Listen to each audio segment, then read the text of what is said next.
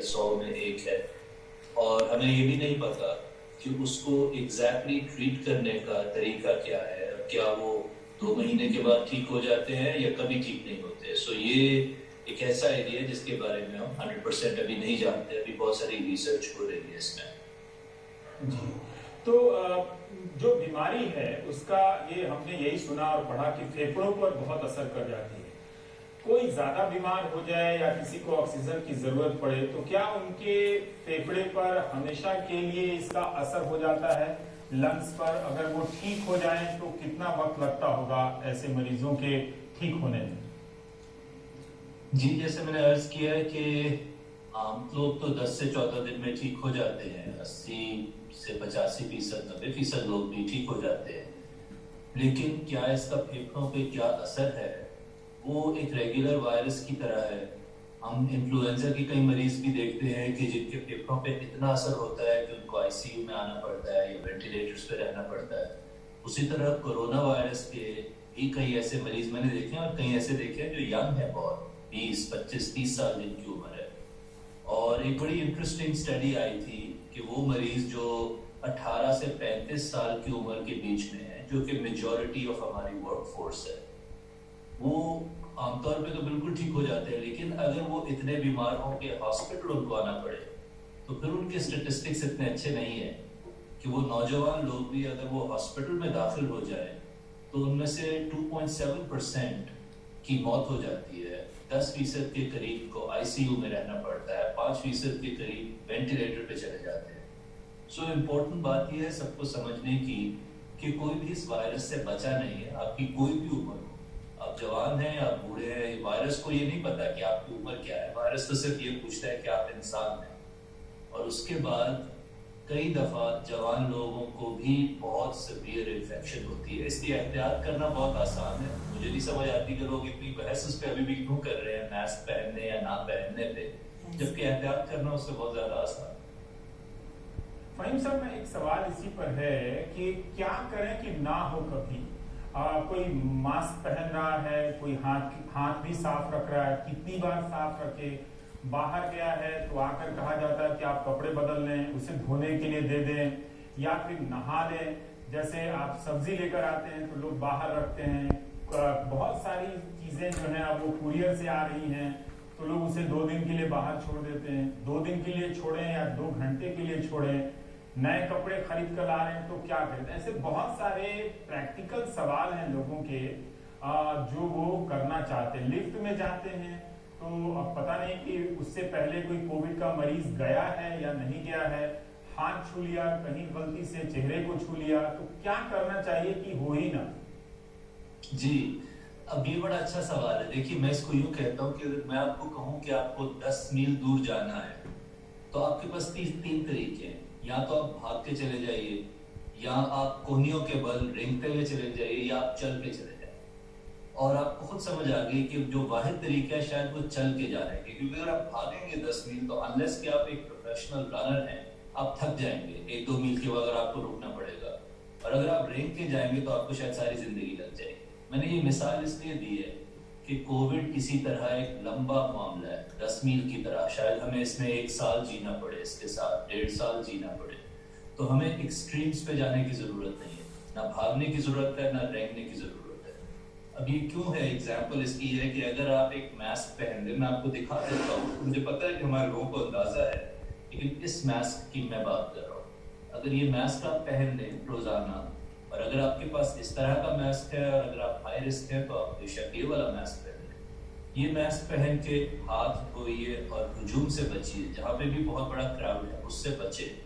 अगर आप ये करते हैं तो मेरी नज़र में आप चल के जा रहे हैं 10 मील की तरफ, क्योंकि अब आप यही बहुत सारे लोग कर रहे हैं, यही हम डॉक्टर्स कर रहे हैं, और इससे आपको फायदा होगा। अगर आप हर छोटी छोटी चीज से डरना शुरू कर देंगे, अगर आप ये सोचें कि मैंने घर में किसी को नहीं आने देना, अगर मैंने अखबार को टच नहीं करना, मैंने खाने को टच नहीं करना, क्या पता किसी ने इस पे छींका हो, क्या पता, इस तरह से ये वायरस फैलने का चांस ना होने के बराबर है। कोई भी चीज 100 या 0% नहीं होती, लेकिन इन चीजों से ये वायरस नहीं फैलता। ये वायरस फैलता है रेस्पिरेटरी तरीके से, खांसने से, छींकने से। तो अगर आप उन सारी चीजों में पड़ जाएंगे तो मेरी नजर में अब आप रेंग के जा रहे हैं उन 10 मील की तरफ, और फिर आप थक जाएंगे, आप उसको सस्टेन नहीं कर सकेंगे। और कुछ वो लोग हैं जो कहते हैं कि जरूरत ही नहीं है कुछ करने की, मास्क पहनने की भी क्या जरूरत है, ये तो होना ही है, ये तो सबको लगना ही है। ऐसी बात नहीं है। WHO के एस्टिमेट के मुताबिक अभी तक साल तकरीबन होने को आया है, पूरी दुनिया में 5 से 10% लोगों को ये वायरस हुआ है। इसका मतलब है कि 90% लोग अभी बचे हुए हैं। अगर एक साल और भी ये चला, इसका मतलब है कि शायद 80% लोग बच जाएंगे। तो लोगों को ये जानने की जरूरत है कि ये बेसिक बातें जो मैं बता रहा हूँ, अगर आप हाथ धोएं, मास्क पहने और बड़े बड़े क्राउड्स में ना जाएं, तो आपका 80% चांस है कि आप बच जाएंगे। दिल हारने की कोई जरूरत नहीं है, लेकिन इसको समझने की जरूरत है कि मॉडिफाइड लाइफस्टाइल के साथ आपको जीना है। वो पुराना वाला लाइफस्टाइल वापस आ जाएगा, लेकिन और एक साल है, अगर ये जितना भी वक्त है उसमें हम इस मॉडिफाइड लाइफस्टाइल के साथ चलें तो अच्छा है। एक्सट्रीम्स पे जाने की जरूरत नहीं। क्या उस एक्सट्रीम में ये भी शामिल है कि मैं वैक्सीन पे आने से पहले एक और सवाल इसी से जुड़ा पूछ लेना चाहता हूँ कि क्या उस एक्सट्रीम में ये भी शामिल है कि आप 10 बार हाथ को सैनिटाइज ना करें या 10 बार हाथ को साबुन से ना धोएं? देखिए, हमें हर चीज में अगेन एक्सट्रीम्स ये हैं कि आप हर वक्त अगर हाथ धोते रहे तो उसकी भी कोई जरूरत नहीं। अगर आपने किसी सरफेस को टच किया, अगर आप बाहर गए हैं अपने हाथ धो लिए, आप गाड़ी में गए हैं, आप दोस्त के साथ कहीं गए हैं, अपने हाथ धो लिए। एक और बड़ी इंपॉर्टेंट बात है कि हाथ मत मिलाइए लोगों से। सोशली बड़ा मुश्किल है हमारे लिए ये, क्योंकि लोग एक दूसरे के लिए अब उदास भी हैं, थोड़ा सा लॉन्गिंग भी है, लोग एक दूसरे को देर के बाद मिलते हैं तो गले लगते हैं, हाथ मिलाते हैं। तो बेस्ट है कि आप एल्बो बम्प कर लें, फिस्ट बम्प कर लें और उसके बाद अपने हाथ धो लें। लेकिन हाथ मिलाना बिल्कुल गलत है। अगर आपको खांसी या छींक आए, ये इतनी बेसिक बात है, लेकिन अभी भी मैं देखता हूँ कि लोग मुंह खांसते हैं। अपने हाथ में छींकिए मत, अपनी एल्बो में छींकिए, क्योंकि अगर आप हाथ में छींकेंगे तो उन हाथों पे वायरसेस हर तरफ चले जाएंगे। ये बेसिक चीजें इतनी इंपॉर्टेंट हैं कि इन्हीं से आप इस जंग को जीत सकते हैं। कोई बहुत ज्यादा फैंसी सॉल्यूशंस की जरूरत नहीं है। जी फहीम साहब, एक सवाल वैक्सीन को लेकर है कि आमतौर पर हमने यही जाना कि कई साल लगते हैं वैक्सीन को बनने के लिए। अब रोज एक खबर आ रही है कि 94% एक्यूरेसी है, इनकी 94.5% है, और फिर ये 95.5% या 95% एक्यूरेट है। अब डर है कि इतनी जल्दी में आप ला रहे हैं कि कौन वैक्सीन सही है या नहीं है।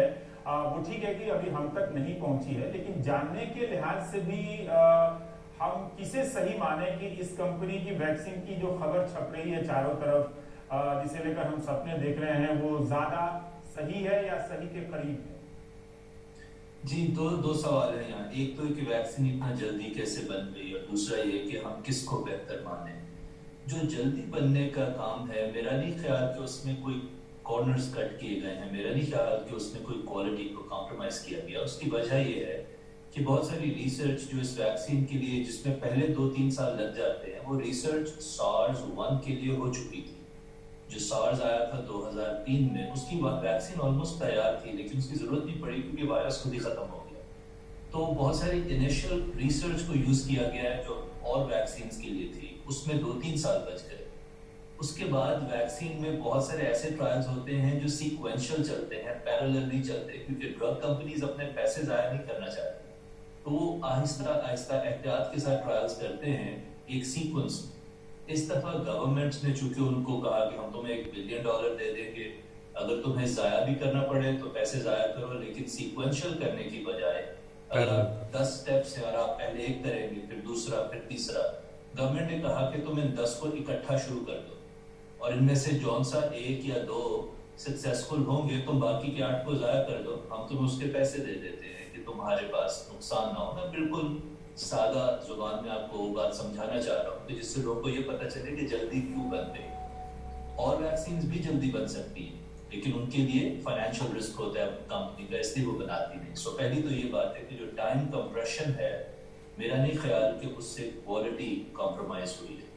अब जो दूसरा क्वेश्चन है कि अखबारों में आ रहा है, हमें कैसे पता चले कि कौन सी वैक्सीन ठीक है, ये बहुत अच्छा क्वेश्चन है, क्योंकि साइंस टिपिकली ऐसे तो नहीं होती थी। साइंस और मेडिकल जर्नल्स में छपती थी, वहां से फार्मास्यूटिकल में आती थी, वहां से डॉक्टर्स उसको प्रमोट करते थे। इस पैंडेमिक ने हर चीज को शॉर्टकट कर दिया है। हर चीज कई दफा मुझे बाद में पता चलती है, खबर पहले आ जाती है उसकी।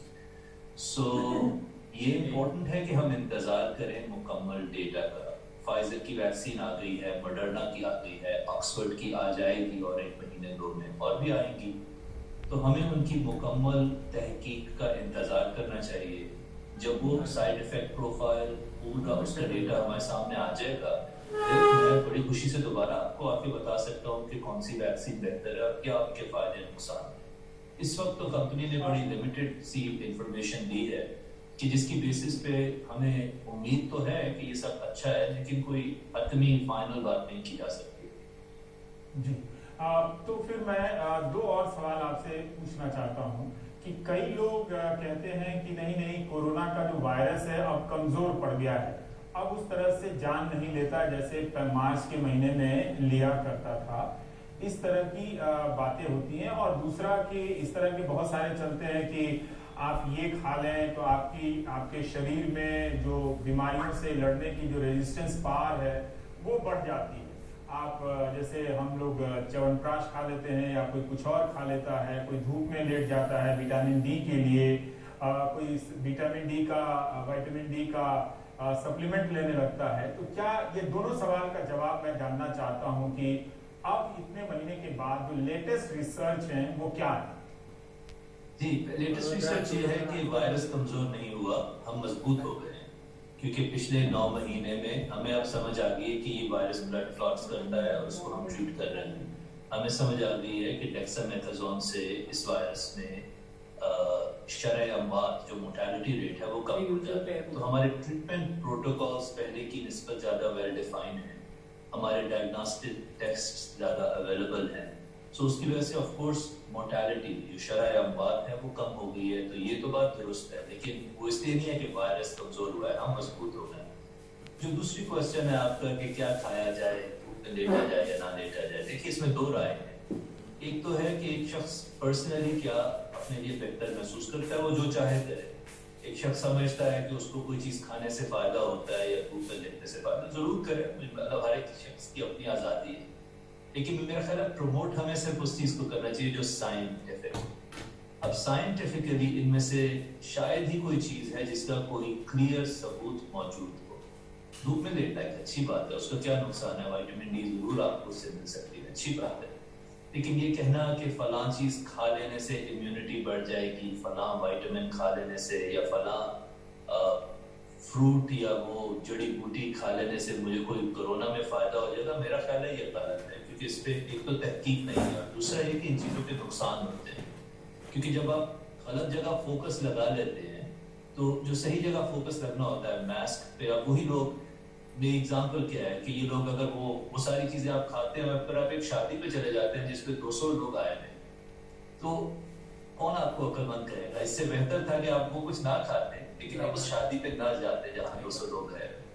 अब ये क्यों मैं कह रहा हूँ, क्योंकि अमेरिका की एक स्टेट है मेन, वहां एक शादी थी, उस शादी पे 100-200 लोग आए, उनमें से सिर्फ एक को कोरोना था। उस एक शख्स की वजह से 100 से ज्यादा लोगों को कोरोना हुआ और अगले एक महीने में 7 ऐसे लोगों की मौत हो गई जो उस शादी में गए भी नहीं। आप गौर कीजिए इस बात को। हुआ क्या कि एक, अगर मैं मिसाल दे रहा हूँ, 25 साल का बंदा वहां गया उस शादी में, वहां से उसको कोरोना हुआ, वो घर आया, वो खुद तो ठीक हो गया, लेकिन उसका बाप जो 80 साल का था, जो शादी में गया भी नहीं, उसको इस लड़के से कोरोना लगा, वो बाप मर गया। तो ये मेरी एग्जाम्पल मेरी इसलिए है कि हम उन चीज़ों पे अपनी तवज्जो लगा देते हैं जिनका फ़ायदा नहीं, और फिर हमारी तवज्जो उन चीज़ों से हट जाती है जहाँ से हमें नुकसान होता है। सो ये बहुत इंपॉर्टेंट है, क्योंकि इंसानी दिमाग एक वक्त में 2, 3, 4 चीज़ों पे तवज्जो रख सकता है, 100 चीज़ों पे तवज्जो नहीं रख सकता। सो अपना फोकस हमें उन चीज़ों पे रखना चाहिए जहाँ से हमें पता है कि हमें नुकसान होता है। इसलिए मैं इसके हक में नहीं कि उन डाइटरी या ऑल्टरनेट थेरेपीज को बहुत प्रमोट किया जाए, क्योंकि मेरा ख्याल है उनसे मेन इशू से तवज्जो हटती है। और मैं रोजाना मरीज देख रहा हूँ, मैं तो अपने पास से भी कह रहा है ये बात, मुझे 300 से ज्यादा मरीज हम देख चुके हैं और आई सी इट एवरी डे। और उसमें आप जिसका विटामिन या उसका रेजिस्टेंस पावर ज्यादा है, वो भी उतना ही इन्फेक्शन हो जा रहा है उससे भी, जो कमजोर, दोनों को आप देख रहे हैं कि बराबर, मतलब कोई मजबूत नहीं है उसके हिसाब से। देखिए, जिन लोगों की उम्र ज्यादा है या जिनको अंडरलाइन कंडीशन है, डायबिटीज है या मोटापा है या हाई ब्लड प्रेशर है या कैंसर है या वो डायलिसिस पे है, ऑफ कोर्स उन मरीजों के आउटकम ज्यादा खराब है, इसमें तो कोई शक नहीं है। लेकिन जो मैं बात कर रहा हूँ कि मैंने एक पेशेंट देखा कि जो हट्टा कट्टा था, मतलब वो रेसलर है। आप खुद सोचिए कि उसने हर तरह की चीज खाई है ये सोच के कि मेरा जिस्म बहुत मजबूत है, लेकिन वो एक और शहर में रेसलिंग करने चला गया और उसके बाद ऑफ कोर्स हफ्ते के बाद वो अस्पताल में था और उससे सांस नहीं आ रहा था। ये मैं वो बात कर रहा हूँ कि उसके लिए जरूरी ज्यादा ये था कि वो रेसलिंग ना करता, जो कि एक बेवकूफी की बात है। आप एक और शख्स के साथ, आप सोचिए रेसलिंग में कितना यूर हफिंग एंड पफिंग, आप खांस रहे हैं, आप एक दूसरे के ऊपर सांस ले रहे हैं, वो ज्यादा हाई रिस्क चीज थी या वो सारी खुराक जो तुम समझते थे कि तुम्हें बचा लेगी।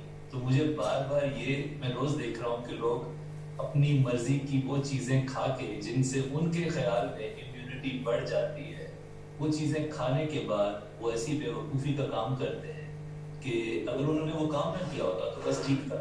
जिंक की गोलियां खा लें और उसके बाद आप कहें कि मैं दोस्तों के साथ शाम गुजारने जा रहा हूँ एक क्लब में, तो ज्यादा जरूरी ये है कि दोस्तों के साथ क्लब में मत जाइए, जिंक की गोली का कोई फायदा नहीं होगा। ये मैं बात कर रहा हूँ। बहुत बहुत शुक्रिया फहीम साहब, कुछ व्यवहारिक चीज़ों के बारे में बताने के लिए, और अपने अनुभवों से आप जिस तरह के मरीज को देख रहे हैं, उनकी स्थिति को देख रहे हैं, क्या आप बता सकते हैं कि जो मरीज आपके भीतर आते हैं आपके पास, उन्हें इस बात का अफसोस होता है कि डॉक्टर साहब गलती हो गई, जो हमें नहीं करने के लिए कहा गया था वही हम कर रहे थे और हमने परवाह नहीं की, इस बार आप बचा दीजिए, आगे से ऐसी गलती नहीं करेंगे? हर रोज होता है, हर रोज होता है। आप सोच नहीं सकते कि उन पेशेंट्स की शर्मिंदगी की हालत क्या होती है। कई दफा पहले दिन तो बताते ही नहीं, इस शर्म के मारे कि क्या पता चलेगा, क्या बताऊंगा, लेकिन उनको पता होता है कि इस शख्स ने मेरी जान बचानी है, तो सूनर और लेटर वो सब बात बताते हैं जब, तो आंख नहीं मिलाते आपसे। उनको इतनी शर्मिंदगी होती है कि आप सोच नहीं सकते। उनमें से कई वो लोग हैं जो कहते हैं कि हम तो समझते थे कि सब ड्रामा था, हमने तो इसके खिलाफ बहुत बहुत फजूल बातें करनी महफिलों में बैठ के। वो सब बताते हैं, फिर मानते हैं वो सारी चीज, क्योंकि उनका ज़मीर उनको मलामत करता है। देखिए, आपका दिल जो है ना, आप जो चाहे ऊपर से कह दें, ये दिल कभी झूठ नहीं बोलता। हम लोगों को जो चाहे कह दें, वो अंदर से हमें कहता रहता है कि तुम झूठे हो, तुम गलत कर रहे हो। वो मरीज जब उनको मौत नजर आ रही होती है तो लोग सब कुछ एक्सेप्ट करते हैं, और हमारे लिए, हम उस वक्त उनको, मैंने कभी ये नहीं कहा कि तुम्हारे साथ जो हो रहा है वो तुम्हारा अपना किया है, हमारा काम तो उनकी जान बचाना है। लेकिन मैं बार बार लोगों को ये समझाता हूँ कि आप इस बीमारी से बचिए, इससे पहले कि आपको इससे तजर्बा हो जाए। अगर आपको तजर्बा हो गया, आप सारी जिंदगी नहीं भूलेंगे। ये फ्लू नहीं है, ये एक रेगुलर खांसी बुखार नहीं है। आप इसका तजर्बा करने से बेहतर है, जरूरी नहीं कि हर कुएं में गिर के देखा जाए कि उस कुआं कितना गहरा है, किसी की बात माननी नहीं चाहिए। बहुत बहुत शुक्रिया फहीम साहब। हम दर्शकों की तरफ से भी, आपकी सबसे अच्छी बात ये भी है कि आप ट्विटर पर हैं, फहीम यूनुस एमडी के नाम से कोई भी सर्च करेगा आप मिल जाते हैं। किसी भी मुल्क का कोई व्यक्ति हो, आपसे कोई सलाह मशवरा करता है, आप जवाब देते हैं। भले ही उनकी बातें कुछ सवाल बकवास भी होती है, लेकिन आप तब भी जवाब देते हैं और लगातार कम्युनिकेशन करते हैं कि लोग साइंटिफिक बातें इस महामारी को लेकर लोगों के बीच ज़्यादा मजबूत हो। इसके लिए भी हम आपका शुक्रिया अदा करते हैं। बहुत बहुत शुक्रिया doctor Faheem. Thank you very much.